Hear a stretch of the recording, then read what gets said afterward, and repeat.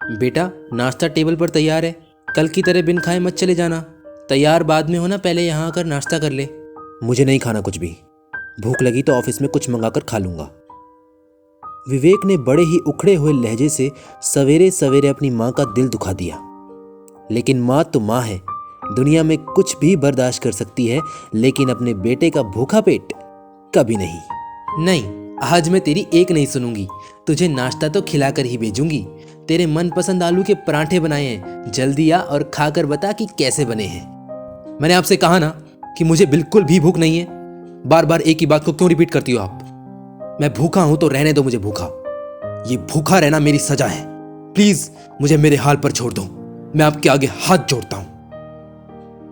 विवेक ने एकदम गुस्से से आज फिर अपनी मां से बात की और वो टेबल पर मां के प्यार से सजी थाली आज फिर ठुकरा कर चला गया।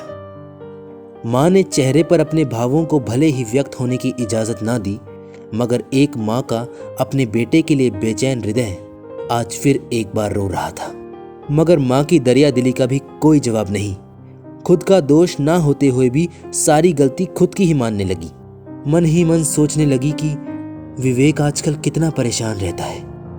उसका ये चिड़चिड़ापन, अपनी मां से ठीक तरह से बात ना करना, इन सब की वजह वो लड़की है। मैंने ही पिछले जन्म में कोई फूटे कर्म किए होंगे जिसकी सजा इस जन्म में कुदरत ने मेरे बेटे को उस लड़की द्वारा दिलवाई है। प्यार करता था उससे, शादी करना चाहता था, लेकिन इस बीच उसके पिता का कार एक्सीडेंट हो जाना, ये तो भगवान की मर्जी थी। मेरे बेटे की भला इसमें क्या गलती थी? उस लड़की ने आखिर किस मुंह से मेरे बेटे को यह कह दिया कि तुम्हारे मेरी जिंदगी में आने से मेरी जिंदगी, मेरे पापा मुझसे हमेशा के लिए दूर हो गए। अब तुम्हारा भी भला इसी में होगा कि तुम मेरी जिंदगी से दूर हो जाओ।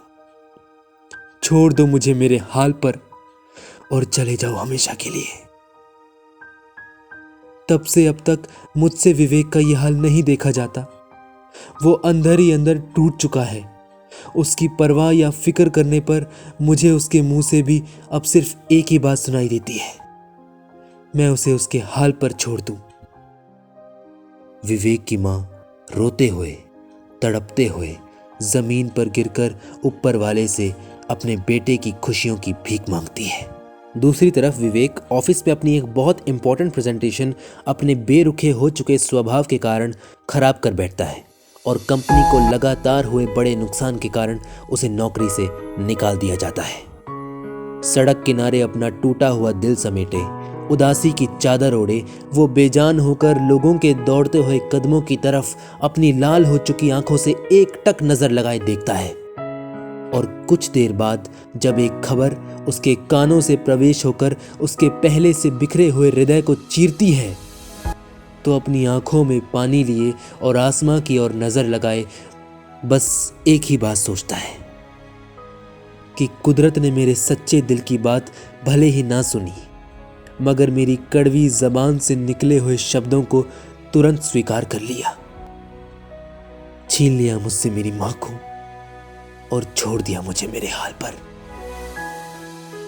मां, तुमसे ये उम्मीद नहीं थी।